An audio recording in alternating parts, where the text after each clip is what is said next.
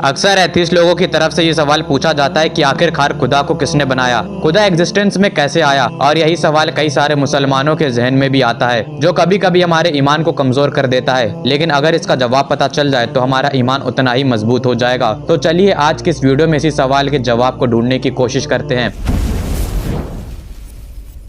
पहले तो आप ये कंसेप्ट क्लियर कर लें कि खुदा कहीं से नहीं आया है, खुदा पहले से ही मौजूद था। आइए अब इसे मैथमेटिकली साबित करते हैं। ये बात याद रखें कि जो यूनिवर्सल ट्रूथ एस्टेब्लिश हो चुके हैं, जो वजूद में आ चुके हैं, उन्हें बदला नहीं जा सकता। जैसे कि यूनिवर्सल ट्रूथ ये है कि 2 + 2 = 4 है, और अगर कोई इसे 5 या 3 बनाने की कोशिश करे तो ये मुमकिन नहीं है। और इसी तरीके से ये चीज भी एस्टेब्लिश हो चुकी है, ये कायनात हमेशा से मौजूद नहीं थी। पिछली कुछ सदियों में 17वीं और 18वीं शताब्दी में ये माना जाता था कि ये पूरी कायनात हमेशा से थी और ऐसे ही चल रही है। लेकिन वक्त के साथ साथ ये नजरिया भी मर गया। हम जिस जमाने में जी रहे हैं वो जमाना बिग बैंग थ्योरी का है। जब हबल ने अपने टेलीस्कोप के जरिए देखा तो उन्होंने बताया कि ये जो आसमान में जितने भी सितारे मौजूद हैं, जितने भी प्लैनेट्स, जो भी गैलेक्सीज हैं, वो एक दूसरे से दूर जा रही हैं। और उसके लिए उन्होंने स्पेक्ट्रम को ड्रॉ किया। इसके बाद वो इस नतीजे पर पहुंचे कि अगर ये एक दूसरे से दूर जा रही हैं और अगर वक्त में पीछे जाया जाए तो एक वक्त ऐसा आएगा कि ये सारी चीजें एक जगह से शुरू हुई थी। यानी कि आप इसे इस तरह से देख सकते हैं कि अगर आपने अपने हाथ में कुछ गेंदें पकड़ी हुई हैं और आप उन्हें फेंकते हैं तो ये गेंदें एक दूसरे से अलग जाएंगी। और ये एक यूनिवर्सल ट्रूथ है जहाँ से ये सारी गेंदें शुरू हुई थी। अगर हम वक्त में पीछे जाएं और ऐसी जगह पर पहुंच जाएं जहाँ से ये सारी चीजें शुरू हुई थी, तो साइंस हमें बताती है कि एक ऐसा पॉइंट था जिसमें इनफिनाइट डेंसिटी मौजूद थी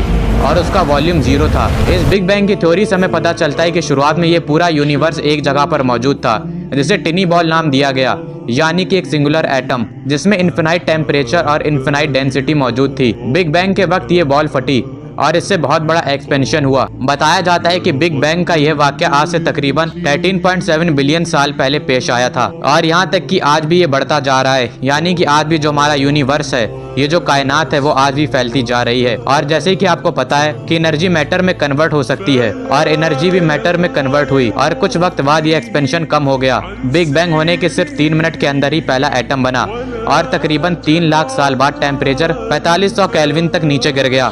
साइंस हमें बताती है कि जब ये बिग बैंग हुआ था उस वक्त 1 सेकंड के बाद अगर 1 सेकंड के ट्रिलियन हिस्से भी कर दिए जाएं और उसमें जरा सा भी डिस्टरबेंस आता तो हमारी ये कायनात कभी भी वजूद में ना आ पाती। क्या आपको लग रहा है कि हमारा आना, इस कायनात का बनना एक इत्तेफाक हो सकता है? बिल्कुल भी नहीं। और इसी चीज के बाद से ये माना जाता है कि ये कायनात हमेशा से मौजूद नहीं थी। और इसी चीज के बाद ये जो माना जाता था कि ये कायनात हमेशा से मौजूद थी, ये थ्योरी भी खत्म कर दी गई और बिग बैंग थ्योरी स्टैब्लिश हो गई। और इससे पता चला कि ये कायनात और ये इंसान जो पैदा हुए हैं, ये हमेशा से मौजूद नहीं थे। और साइंस ने हमें बताया कि ये क्रिएशन हुई है, ये कायनात हमेशा से वजूद में नहीं थी, ये वजूद में आई है।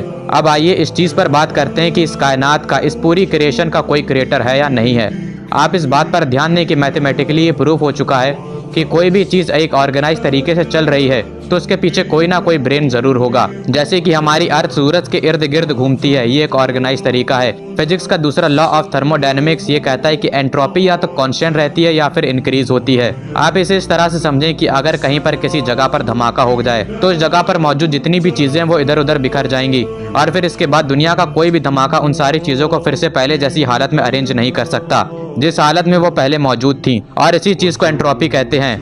हाँ, लेकिन धमाके के बाद उन सारी चीजों को एक साथ लाया जा सकता है अगर उसमें एफर्ट लगाया जाए, उसमें दिमाग लगाया जाए। उस बिल्डिंग को दोबारा तामीर किया जा सकता है जो धमाके के बाद इधर उधर फैल चुकी थी। अब आप ध्यान दें कि अगर इन सारी चीजों को वापस लाया जाएगा तो इसमें एक दिमाग लगेगा। यानी कि नतीजा ये निकल कर आता है कि ऑर्डर बनाने के लिए ब्रेन चाहिए होता है और डिसऑर्डर बनाने के लिए कोई भी ब्रेन की जरूरत नहीं होती। और अगर डिसऑर्डर को फिर से ऑर्डर में चेंज करना हो तो उसमें भी एक दिमाग की जरूरत पड़ेगी। और अब आप सोचें जरा कि ये कौन सा डिसऑर्डर है, ये कौन सा बिग बैंग है, कितना बड़ा धमाका हुआ और फिर इसके बाद इतना बड़ा ऑर्डर आ गया। हमारी इस दुनिया में 2 मिलियन से ज्यादा स्पीशीज मौजूद हैं सिर्फ हमारी इस दुनिया में। अगर आप एक स्पीशीज पर भी रिसर्च करना शुरू करेंगे तो आपकी पूरी जिंदगी निकल जाएगी, उसमें इतनी क्वालिटीज मौजूद हैं। यानी कि ये बात निकल कर आई कि एक्सप्लोजन के बाद, इस धमाके के बाद जो ये सारी चीजें फिर से ऑर्डर में आई हैं, उनके पीछे कोई ना कोई जरूर मौजूद था, उनको ऑर्डर में लाने वाला कोई ना कोई जरूर मौजूद था। किसी के बगैर ये चीज ऑर्डर में आ ही नहीं सकती है। ये कोई इत्तेफाक नहीं हो सकता है कि हम आज इस दुनिया में जी रहे हैं। फ्रेड हॉयल जो कि एक इंग्लिश एस्ट्रोनॉमर था